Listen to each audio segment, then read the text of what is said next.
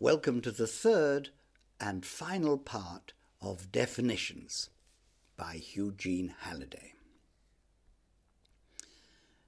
Now we postulate that all human beings would really like, in theory, the good if they could see it. There are some beings who, when they have seen it, reject it for peculiar reasons of their own. Now these people we call black magicians, and they do exist. They're very, very rare, because in order to be one, you have to be, first of all, tremendously strong in the will, and then tremendously misguided and wonderfully adept at applying yourself in exercises of egoic integration. It's not often that we find a person who combines these various disadvantages of a faulty education, a tremendously strong will, and the introduction to ideas that help egoic integration. And if we do find those three things together, we'll find we found a black magician. That is a person who, having heard about universal compassion and knowing that it is true, says consciously, "Nevertheless, I will against it." Such men exist, but they're very, very rare. You might class some of the world conquerors with them. They know that the universe is one whole power. They know that power is trying to nourish all beings. They also know that the fact of isolation as soul makes it impossible for the spirit out here to interfere. Because the peculiar thing about God as spirit is this. He has, in creating the world, made a logical structure which, in producing individual souls, has produced free beings. And those free beings can do what they want. And he only wants free responses. And therefore, he will not stop the person going on his own course. Because if he did, that would be to deprive him of his freedom and reduce him to the level of a puppet. And then the whole of the human scale of values would be removed. Either we're puppets or not. If we are puppets, we're of no value, because then the Creator simply observes that we dangle on the end of strings. We are not puppets, and therefore we are free, and being free, we can choose. Being able to choose, we can do either good or evil. But always the response is along the line of feeling. I'm asked the question, is there a difference between an animal and a human? Because animals in contact with humans actually behave differently. The answer is, there is a difference, because they have assimilated something of the truth of human activity. A dog, for instance, in contact with human beings, is on the way to human reactions. And the same thing happens to human beings. If you deprive a human being of all human intercourse, it does not reach the actual level of a human being. You may know there are several cases exist of children being brought up by animals, and they have been practically subhuman. So there is a real influence. And this is the meaning of the salvation of the whole of creation by humanity. It is for human beings to reach the ideal and then turn back and save the rest of creation. Another question I'm asked is about the origin of terms, the origin of words. And it's a very, very frequent question. The statement that human beings make language. We have to realize they do not make language at all. Every human being is born with a vocal apparatus, which he himself did not make. And the way he uses it, also, he did not make. Language originates in primary sound, which predates the appearance of human beings. And the sounds which human beings utter are significant because of the actual use of the organs which man cannot avoid. The fact that historically significances change is a proof of this, because the organism of man is changing, and in the process his mode of articulation changes. If we take, say, Arabic with their very strong gutturals, they are people with a strong guttural consciousness. They talk right out of the depths of vowels. And you know the word vowel is the same as bowel. It's a sound shift from B to V. That sounds, that spring out of the bowels without interruption, are the vowels. They're the free elements of language. Now, human beings did not invent language, and a philosopher that says that words are prior to human beings and that the universe itself is a gigantic word, they're called logistic philosophers. And panlogism is a philosophy that the universe is really a word structure. And by word we mean sounds, which are significant. Here's a very simple experiment. If you try to whisper the vowels E, A, I, O, U,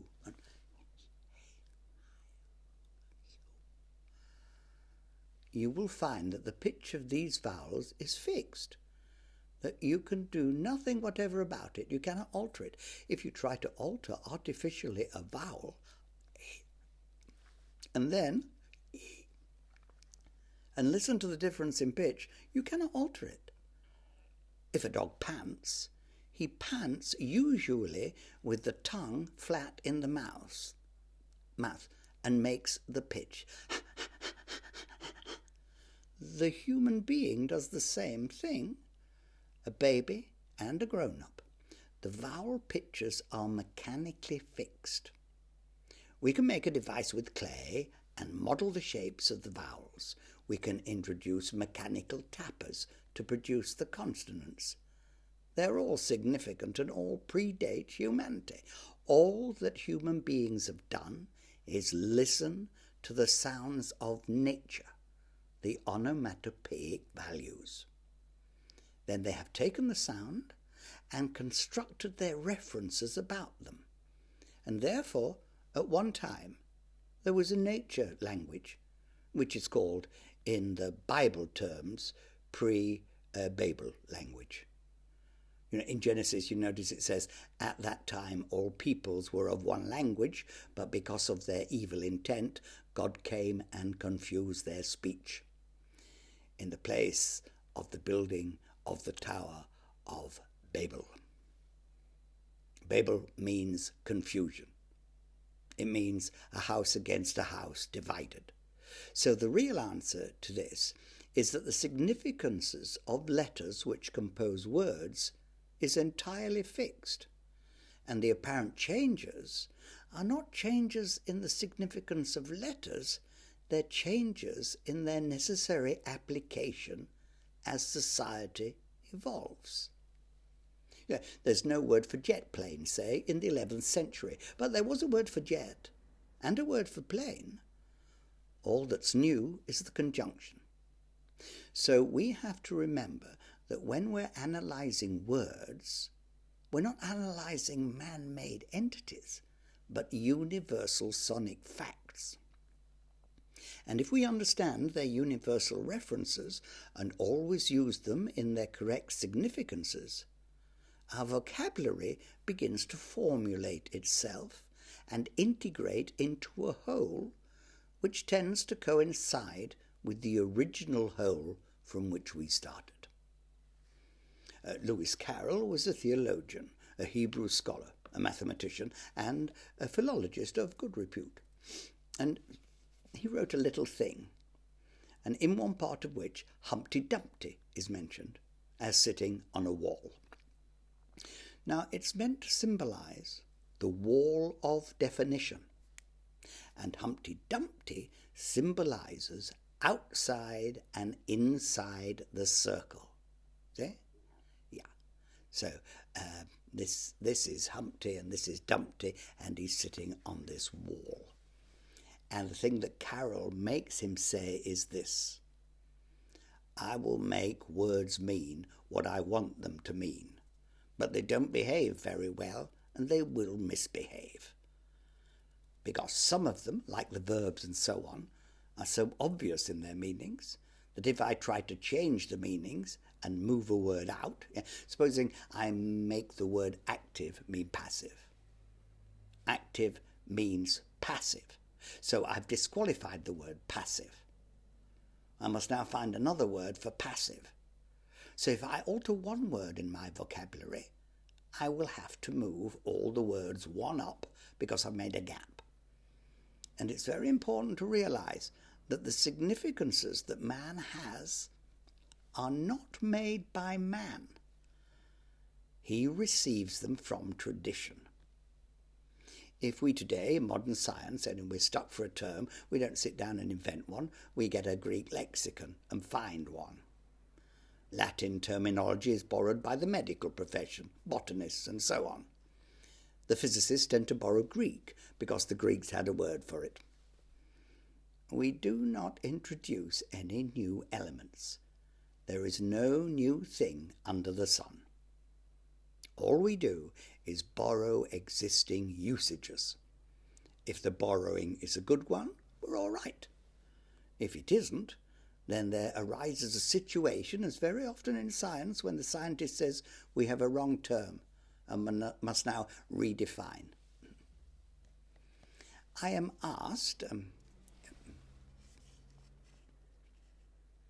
because of my drawing of Lao Tse, which I have on the wall, if he's a guide of mine. The answer is yes. He's the author of the Tao Te Ching, the famous Chinese classic, a classic actually to do with the nature of definitions. And it is largely in communication with him that the true definitional functions have been discussed. I'm also asked, after all the explanations I've given, does it not mean then that you are what you are? Yes, it does. Everyone is what he is. This is tremendously important. We are what we are. And one of the oldest sayings we have in Egyptian manuscripts, actually, the light is in you, let it shine, or become what you are. We are essentially certain creatures, but we are continuously being interfered with from outside ourselves. So if we can cut off the outside interferences, what we really are will show. Let your light so shine.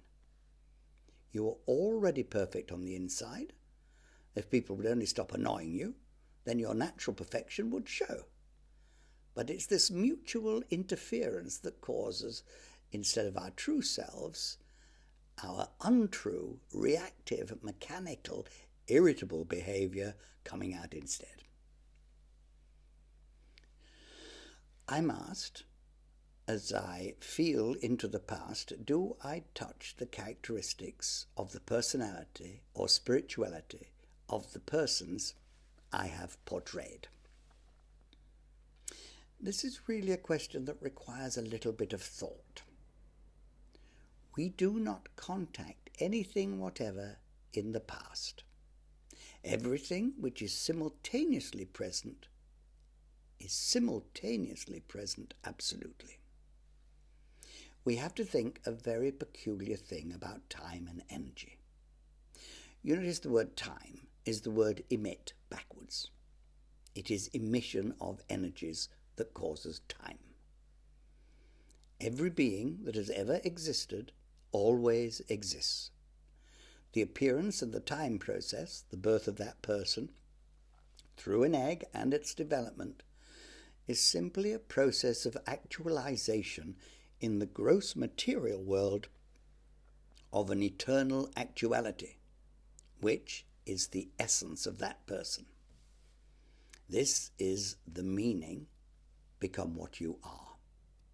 So in the case of these drawings, there is here a representation of the essential eternality of that being, manifesting itself through a feeling and then precipitating through action derived from the feeling.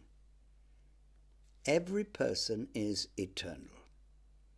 If we can realize this, it isn't a question of a being coming to exist and then ceasing to exist, but an eternal being appearing in the material world and disappearing from the material world, going back into eternality.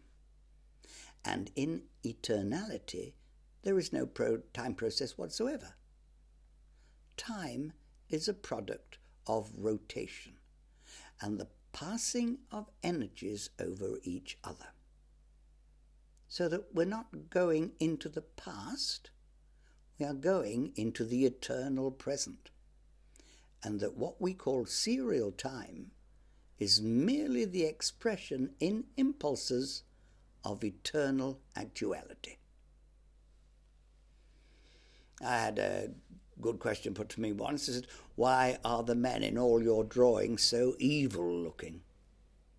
Well, it's a very good question, because it enables us to dig down a little into what we mean by good. You know what Christ said about a certain black sheep that got lost and a prodigal son that lived with the pigs. When the prodigal son came back, and he'd really been the pace, his father was greatly rejoiced to see him. But his brother, who'd never been out, was very, very jealous and objected to the killing of the fatted calf. Now Christ said there is more rejoicing over the one sinner that returns than over the 99 that never left home. And strength of character always begins by revolting against the established order. These men look evil precisely because they were strong men first. And you can never find out your strength unless you disobey. William Blake, the greatest medium and mystic of the 18th century, was fully aware of this when he said, "Opposition is true friendship." If God is really omnipotent, I can afford to test him. I needn't worry about him being knocked over. I can afford to hit as hard as I like. And if he's truly God, he will still be standing up, and I will know the limits of my power.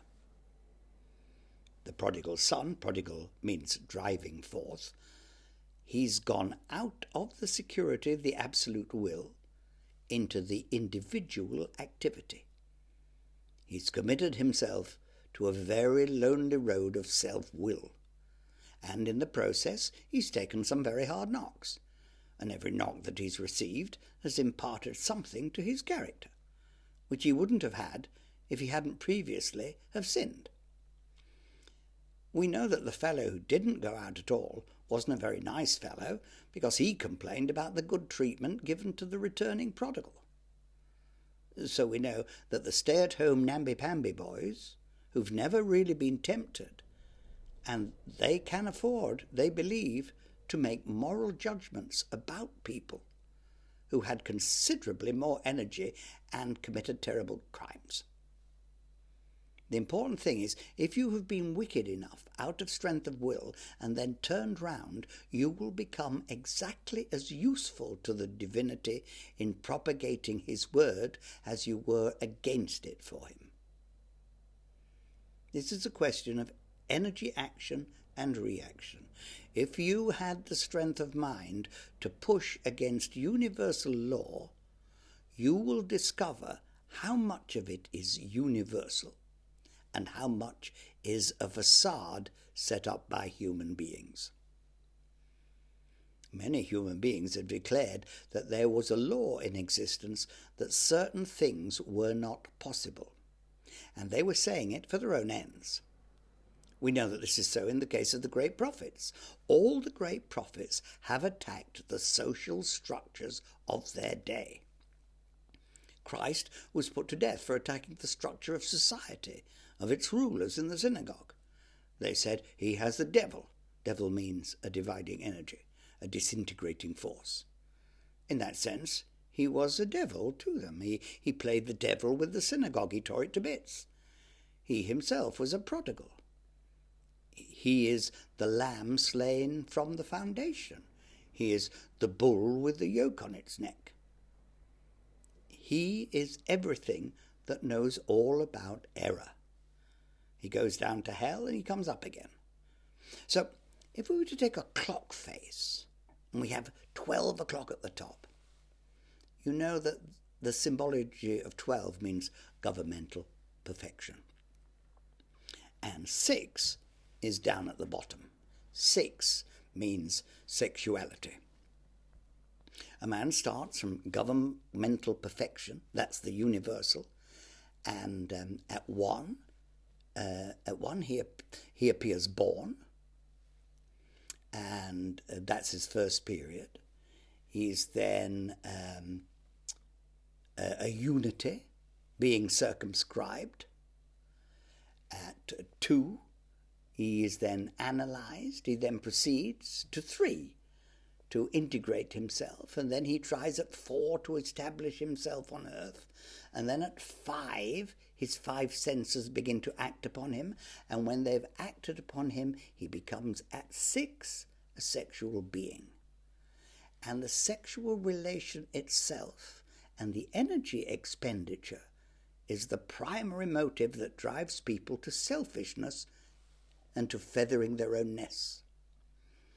It's in the name of mother love and father protective spirit that all the wars of the world have occurred, that all defence of home, television sets and other things is invoked, is to justify whatever is done. So that is the bottom point. All this is the process of the fall. And when a man begins to try to balance his energies, 7 means equilibration and balance, becomes aware of eternal forces. 8 signifies infinity and eternality. He learns to negate them, that's 9. Can put them in order, that's 10. 10 means ordinal perfection. He comes to the 11th hour. At the 11th hour, he has to decide whether he wants to be a black or white magician. He can at that point turn around and fall back like the great beast Aleister Crowley did. He climbed so far and then willed backwards. Other people have done the same. Or he can assert the rulership of God, the governmental perfection of the universe, and go into the centre to subserve it. So we see here that if a person does not descend, we cannot expect a child to be self-controlled, kind-hearted, and universally compassionate and considerate. He has to be, first, selfish. That's 1. He must say, I am 1. It has to find there are 2, and take a knocking from another child. And it has to find 3, the possibility of relating the 2 with a linking idea. It has to find 4, the possibility of establishing itself on earth. It has to realize 5 senses are its means of deriving information, and by which time it has reached the age when sexuality wakes in it, and it will proceed from there to climb. Now you notice immediately after the appearance of sexuality that idealism comes in for a short time. Quite suddenly, there is an attempt on the part of this selfish being to consider another being ideally. A boy or a girl, and they fall in love, and quite suddenly the world looks different, and they feel kind to everything. And they are approaching this 7 process. This is equilibration. Then comes the vow of eternal fidelity, and then comes in practice, and there's no necessity about this, the negation of their ambitions. Their eternal fidelity vows fall to bits, and the negation that happens to them forces them to put themselves in order. And the order, once established, places them on the point of choosing whether they will subserve the universal spirit or egotism. If they subserve the universal, they go inside and join the elect. If they will backwards into the material world, they can have a fine time up to the point of death. But the whole of prodigality is down at the bottom, and the reclamation is at the top. But if a person has a very, very low energy level, such that they haven't got enough energy to respond to an external stimulus, well, then they cannot be tempted. Temptation means temporal stimulation. They cannot be tempted, they cannot react, they cannot sin, and consequently, they can never get the knock that will put into them the character they need to make it worthwhile recounting their funny stories when they get back to where they came from. So we see that the peculiar expressions on these faces require us to give a new definition to spirituality. Spirit is initiative. It is free form. That initiative, the light that lights every man who comes into the world, you cannot know whether you've got that light unless you go against something. If you always go for the existing, you're like a tram on rails. And trams are being removed, although we were in Glasgow recently and they haven't taken them away from there. There are some other places where they still survive, where trams survive. It's like people in the groove surviving. If you get off the rails, danger appears. But that does not mean that we should abolish private cars and the hermaphrodite trolleybuses, which are safe above and unsafe below. The whole problem to think about is the real value of energy expenditure as a mode of gaining character. It produced a line of strength of character, which eventually produced the Messiah. So the question of sin and so on is bound up with the question of the amount of energy you have. And no person of low energy should feel ethically superior, because there is no problem of controlling where there is no energy. People with tremendous tendencies to bad temper have real chemical irritants in them, and to control that is a victory. Whereas to remain calm in the absence of such irritations is no victory at all. And that, I thank you, concludes Definitions. Thank you for listening.